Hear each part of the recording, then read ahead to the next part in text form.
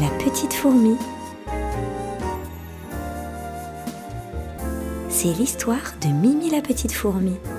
Mimi était toute petite, mais très forte et très courageuse.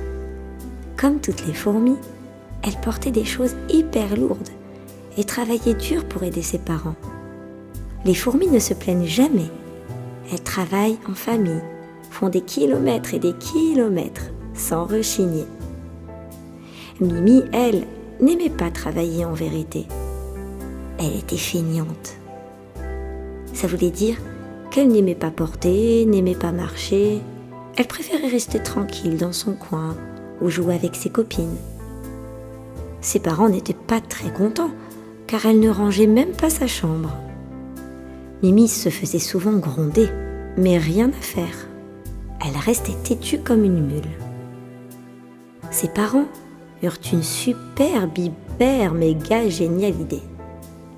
Comme Mimi adorait le chocolat, ils décidèrent de la récompenser avec son chocolat préféré à chaque fois qu'elle rangerait sa chambre et surtout ses jouets qui traînent partout. Mimi accepta, évidemment, et comme tous les enfants gourmands, elle se précipita, telle une fée du logis. Ses parents la félicitèrent, une fois, 2 fois, 3 fois, et tous les jours pendant 1 mois. Un jour, ils oublièrent de lui donner le chocolat. Mais Mimi n'y pensait même plus. Elle avait pris l'habitude. Elle faisait naturellement son lit, rangeait ses jouets et passait même le balai. C'était devenu une fourmi du logis.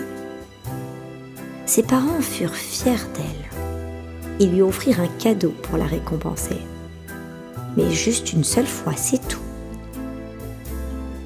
Les parents n'ont pas besoin d'offrir des cadeaux à chaque fois que les enfants rangent leur chambre. Les parents apprennent à leurs enfants à être bien organisés et propres. C'est une question de bonne éducation. Grâce à cela, Mimi devint la meilleure des petites fourmis.